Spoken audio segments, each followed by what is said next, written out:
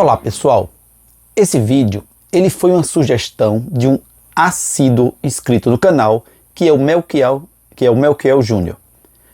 A minha avó, por parte de mãe, participava de campanhas visando a canonização de Dom Vital, pois, além de ela o admirar muito, havia uma relação de parentesco. E eu, ainda criança, ouvia por parte dela muitas histórias do religioso. Nesse vídeo nós vamos tratar de Dom Vital, um católico fiel ao Papa Pio IX, que entrou em confronto direto com Pedro II e com a maçonaria. A maçonaria, amigos, ela é uma sociedade secreta que tem origens medievais e se organiza em células autônomas chamadas de lojas. E essas células, elas são supervisionadas por uma entidade maçônica em nível regional ou em nível nacional. A maçonaria e a Igreja Católica, elas nunca tiveram uma boa relação. Desde 1738, que a Igreja Católica condena veementemente a maçonaria por considerá-la uma sociedade secreta que sempre conspira contra a Igreja por ser contrária a muitos dos seus dogmas. Então, vamos ao vídeo.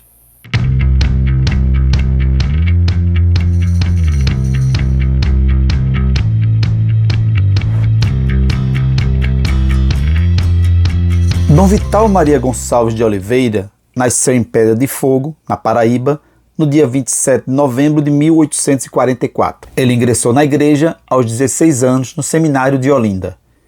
Em 1862, viajou para a Europa para continuar os seus estudos eclesiásticos em Issy, na França. No ano seguinte, ele entrou na Ordem dos Capuchinhos, em Versalhes, e depois seguiu para Toulouse, onde recebeu as ordens de subdiácono e presbítero. De volta ao Brasil, começou a trabalhar em São Paulo, sendo professor de teologia e capelão. Em 1871, ele foi nomeado bispo de Olinda pelo Papa Pio IX. Dom Vital se destacou não apenas como clérigo, mas também como um grande intelectual. Dom Vital foi um religioso emblemático e influente no século XIX. Era um dos líderes do movimento ultramontano, uma corrente dentro da Igreja Católica que defendia a supremacia do poder do Papa sobre assuntos religiosos e se opunha a qualquer forma de influência da maçonaria na igreja e na sociedade. Dom Vital via na organização maçônica uma ameaça à fé católica e à autoridade papal. O religioso se envolveu em conflitos não apenas com essa entidade, mas também com o Império Brasileiro. A razão era a defesa de uma autonomia da igreja em relação ao Estado do Brasil.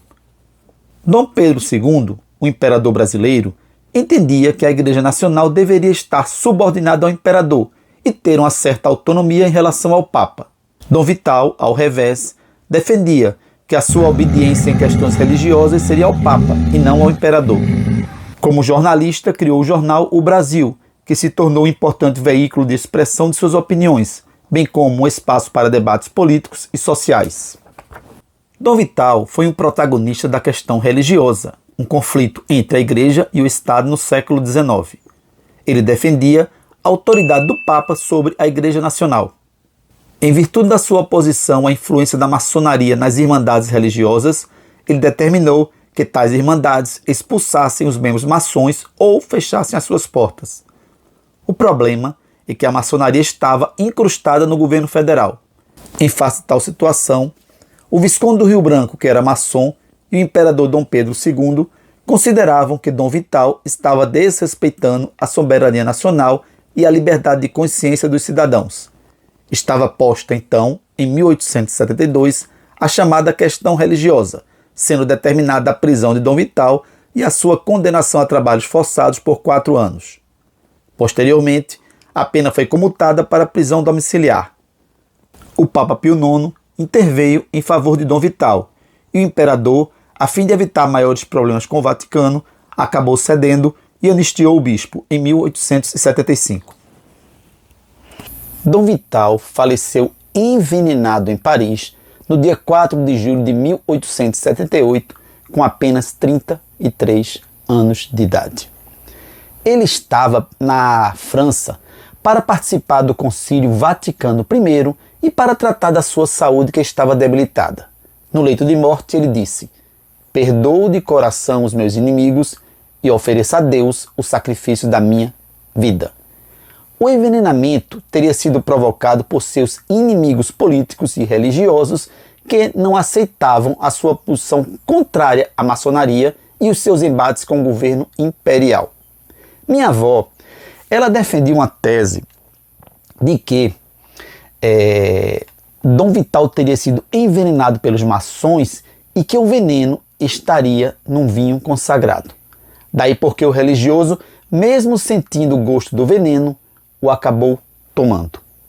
Ressalto, entretanto, que não encontrei, infelizmente, porque ratificaria a posição da minha avó, respaldo histórico para essa tese quanto ao vinho consagrado. Dom Vital é considerado um servo de Deus pela Igreja Católica e está em processo de canonização. É isso aí, pessoal. Valeu!